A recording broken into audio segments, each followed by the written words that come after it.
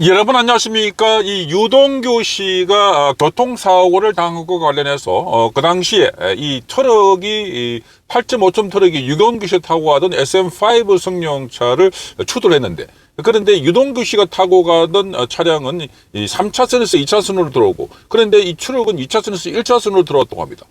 자, 이 90km, 100km 달리던 트럭에 부딪혔는데, 이 SM5 승용차는 거의 파손이 많이 됐고, 트럭은 그렇게 많이 부서지지 않았다고 합니다. 그런데 경찰은 우선 이 유동규 씨가 타고 있던 SM5 여기 이제 대리운전을 불러서 타고 갔는데 여기에 과실이 더 많다 이렇게 보고 있는 것 같습니다. 자, 그런데 유동규 씨는 말이 안 된다 이렇게 반박하고 있습니다. 자, 이 제한속도 시속 90km 구간에서 100km로 달리던 트럭이 받친 사고인데 어떻게 앞차가 가해 차량일 수 있나 이렇게 말하고 있습니다. 앞차가. 그러니까 이 앞차가 지금 이 3차선에서 2차선으로 들어오고 트럭은 1차선에서 2차선으로 들어왔다고 합니다. 트럭은 원래 1차선으로 달리면 또 안 되는 차량인데. 그래서 유동규 씨는 이 사건과 관련해서 본인이 사고 당시에 나는 죽었구나 싶었다고 합니다. 그래서 2차 사고 안 난 건 천운이라고 말하면서 내가 죽으면 무조건 자살은 아니다. 자, 어제 그렇게 갔다면 이재명 대표가 박수를 쳤을 것이다. 이렇게 말했습니다. 자, 그러니까 유동규 전 본부장이 본인이 앞으로 만약에 죽게 되면 그건 자살이 아니라는 겁니다. 본인은 강한 생활력, 의지를 갖고 있습니다. 그런데 어제도 자, 이게 아주 위험하다. 그러니까 내가 죽으면 자살이 아니다. 이런 말은 자살이라는 겁니다. 누군가에 의해서 자, 이렇게 해칠 수 있다는 점을 말하고 있습니다. 자, 그러니까 이 경찰 수사도 잘 믿을 수 없다. 이런 이야기를 하고 있습니다. 그러니까 앞에 가던 차가 추돌로 인해서 뒷차가 트럭이고 앞에 차는 유동규 씨가 타고 있던 SM5인데 이 SM5가 3차선에서 2차선으로 들어가고 그리고 이 트럭은 1차선에서 2차선으로 나왔다는 겁니다. 그런데 뒤에서 박은 차가 앞에 차가 어떻게 가해자가 될 수 있나 이렇게 항변을 하고 있습니다. 자, 이에 대해서 지금 경찰은 관련된 조사를 보고 있습니다. 자, 그래서 사고 경위에 대한 관심이 높기 때문에 사고 현장에 교통사고 조사관을 보냈다고 합니다. 경기 남부경찰청 교통사고조사계와 도로교통이 함께 의문 없이 조사를 하겠다 이렇게 밝히고 있습니다. 자, 그래서 경찰은 트럭이 지정차로 3차로를 달리지 않고 1차로로 달린 점 여기에 대해서는 과태료를 부과하겠다 이렇게 밝혔는데 그런데 이게 원인이 아닐까 뭐 이렇게 보는데 그 어제 사고는 어떻게 났을까? 어제는 유동규 씨의 재판이 있었습니다. 자, 유동규 씨, 원래 이재명이 재판인데 어제는 이 정진상의 위정 교사와 관련해서 따로 떼가지고 재판을 했는데 유동규와 그리고 정진상 이 양측이 어저께 고성을 지르고 말하자면 거기서 삿대질을 하고 그래서 소란이 있어가지고 한때 휴정이 되기도 했습니다. 그러니까 계속해서 유동규가 과거에 정진상과 관련해서 자, 이 정언을 하니까 정진상의 변호인이 왜 자꾸 끈끈이 정진상을 끌고 들어가냐 이렇게 하니까 유동규 씨가 왜 말을 끊나 이렇게 하면서 고성을 지르고 이제 삿대를 짓는 겁니다. 자, 그런데 어제까지 의미심장한 말을 했습니다. 자, 유동규 씨는 정진상에 관해서 아직까지 내가 말을 한 바가 없다. 그 정진상에 관해서 좀 증언을 하지 않았다고 합니다. 정진상에 관해서 증언을 하겠다는 겁니다. 이제.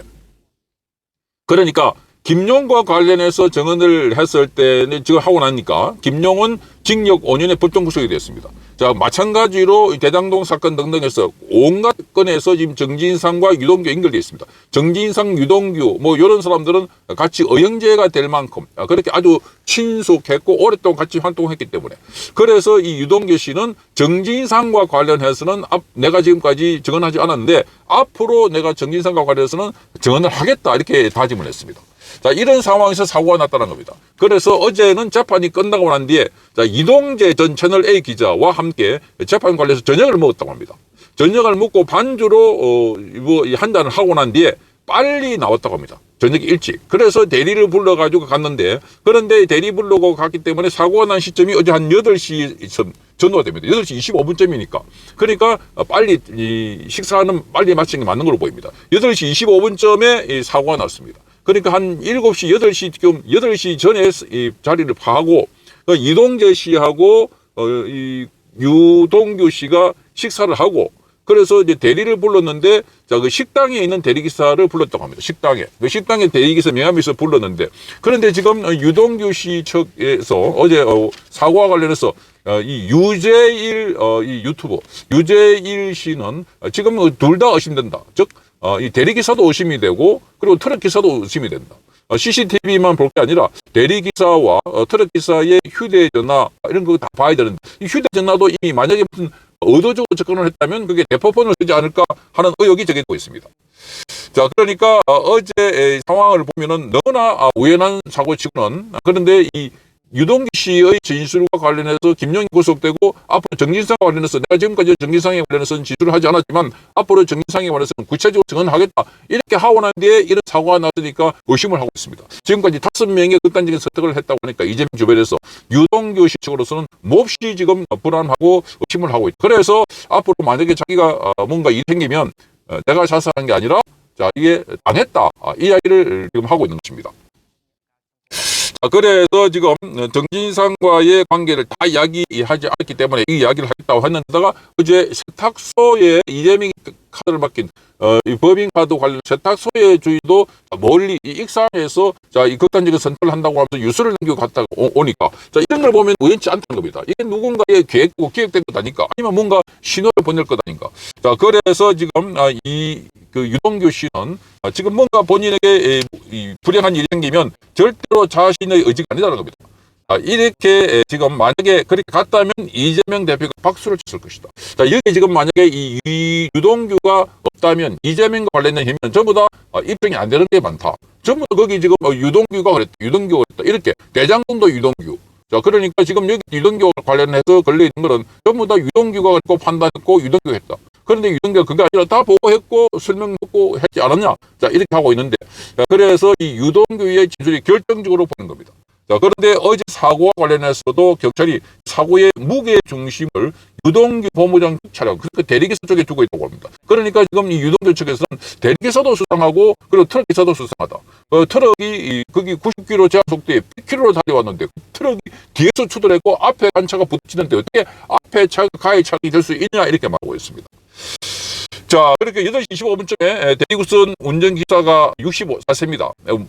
대리기사가 모르는 유동규 전 본부장의 SM5 승용차와 또 이 트럭기사 61살인데 61세가 운전하는 8.5 트럭이 자, 이 하이엑선 월담 IC 서수원 IC 구간에서 추돌했는데 사고는 유동규 전 본부장의 승용차가 편도 3차로 도로에서 2차로로 차선을 변경하면서 1차로에서 2차로로 우선 진입한 B씨의 트럭과 부딪히면서 일어났다는 겁니다.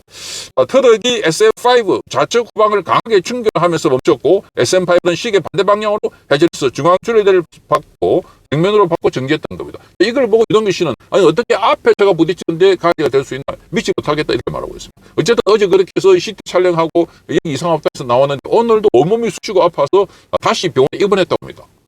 자, 그러니까 지금 유동규 씨는 지금 굉장히 불안해하는 상황이다. 자, 워낙 이 담도 크고 뭐 이렇게 이 맷집이 있는 사람인데 그러나 직접 당하고 보면은 뭔가 굉장히 의혹이 많지 않을까 이렇게 봅니다. 그래서 지금 경찰과 관련해서 이 유동규 전 본부장은 오늘 이 중앙일보 기자가 만났어. 자, 사고 당시 어깨를 부딪히는데 자고 일어나니까 온몸이 쑤신다 이렇게 말하면서 사고 당시는 죽는구나 싶었다 이렇게 말했습니다. 자, 그래서 내가 죽으면 무조건 자살이 아니다.